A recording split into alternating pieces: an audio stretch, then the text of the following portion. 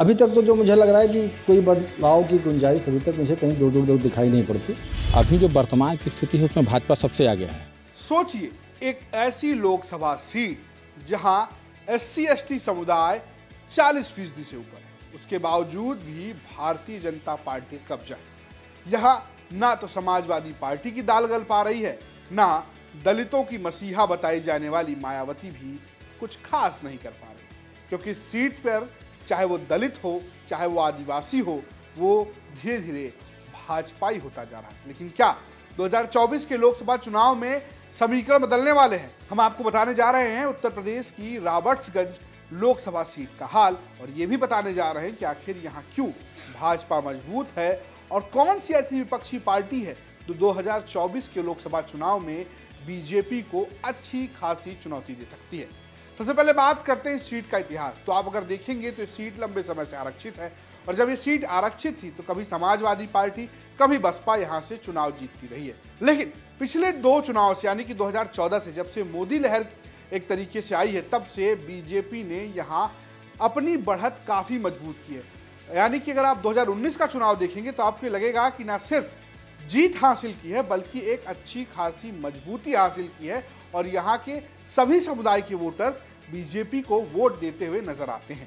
अगर आप 4 चुनाव की बात करेंगे, 2019 में यहाँ से चुनाव जीते पकौड़ी कौल, जो कि बीजेपी की सहयोगी पार्टी अपना दल से चुनाव लड़े थे।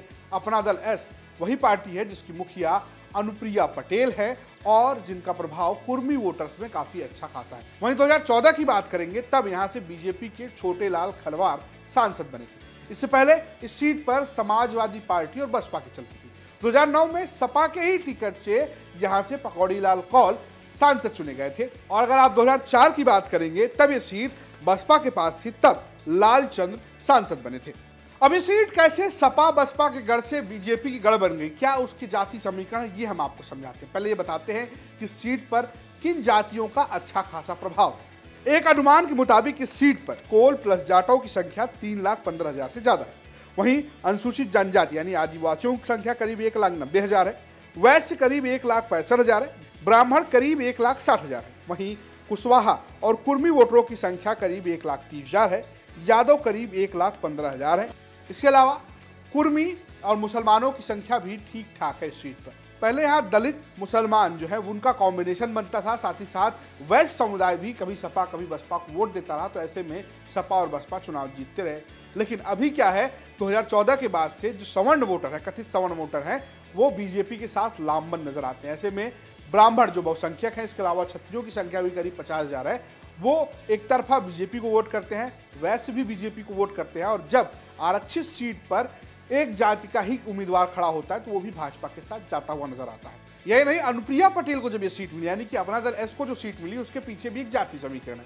यहाँ पे कुर्मी और कुशवाहा की भी संख्या अच्छी खासी है। ऐसे में बीजेपी कुर्मी और कुशवाहा वोटर्स को भी अपने साथ शामिल करने में सफल रही, क्योंकि अगर आप पिछला चुनाव देखिए, यानी 2019 में जब बसपा और सपा एक साथ लड़े थे, तब सपा के उम्मीदवार को यहाँ 2014 में बीजेपी को जितना वोट मिला था, लगभग उतना ही वोट मिला था। लेकिन बसपा का जो वोटर है और जो कुर्मी वोटर है, जो एक तरफा बीजेपी और यानी कि अपना दल के साथ गया, उससे बीजेपी गठबंधन की जीत हो गई। यही बात यहाँ के स्थानीय पत्रकार भी कहते हैं। वो कहते हैं कि आने वाले चुनाव में बीजेपी के लिए सीट काफी आसान है, क्योंकि समीकरण कुछ ऐसे ही है। लेकिन अगर कोई यहाँ टक्कर दे सकता है तो वह है समाजवादी पार्टी, क्योंकि पिछले चुनाव में भी समाजवादी पार्टी ने अच्छी खासी टक्कर दी थी। जिस तरीके से 2022 के चुनाव में कुर्मी वोटर्स ने समाजवादी पार्टी को वोट किया है, और जिस तरीके से एक दलित पॉलिटिक्स अखिलेश यादव खेल रहे हैं, हो सकता है उसका फायदा भी देखने को मिले। सुनिए क्या कह रहे हैं स्थानीय पत्रकार।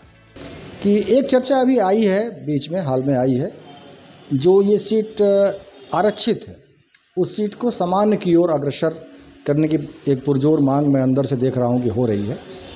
हाँ, यदि ऐसा संभव हो गया या सीटों में कोई बदलाव हुआ, तो निश्चित रूप से नए चेहरे भी आएंगे जो कभी नहीं आया करते थे, तो लड़ाई दिलचस्प हो सकती है। लेकिन ओवरऑल यदि मैं मानूंगा तो फिर वही उसी बात में आऊँगा कि अभी सरकार बदलती दिखाई नहीं पड़ रही। SC/ST वोट इससे 2 विधानसभा लोकसभा चुनाव के पहले बसपा और सपा की तरफ जाते थे, अब उनका झुकाव तेज़ी से बीजेपी की तरफ बढ़ रहा है। दूसरा, अभी भी मोदी फैक्टर जो हावी है, जो मोदी मैजिक है, उसका तोड़ नहीं विपक्षी दल नहीं निकाल पाए हैं। तीसरा, जो बसपा चुनाव दर चुनाव कमज़ोर होती जा रही है, उसका लाभ सीधे बीजेपी को मिल रहा है। अब आप इसको ऐसे समझ सकते हैं कि पिछले चुनाव में सपा ने अच्छी टक्कर दी थी और जो 2014 में जितना वोट बीजेपी को मिला था उतना वोट सपा को मिला है, लेकिन जो बसपा से वोटर कटे और जो वोट परसेंटेज बढ़ा वो बीजेपी के पक्ष में गया और वहाँ बीजेपी गठबंधन यहाँ जीती। तो भैया स्थानीय पत्रकारों की माने तो बीजेपी के लिए सीट आसान है, लेकिन मुश्किल जो है वो यहाँ पर समाजवादी पार्टी खड़ी कर सकती है।